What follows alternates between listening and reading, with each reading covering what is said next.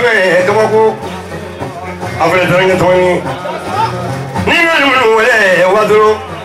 I'm not going to get a second. I'm going to get on my water to get Dracula. I'm about to point it to them and move about to do. But the boy, what is who went by me? Coco in your way, I didn't want to be doing nothing. I'm not that far to go. Do you need a little?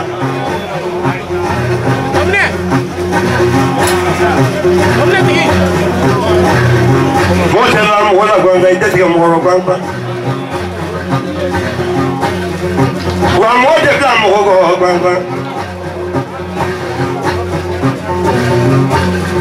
What?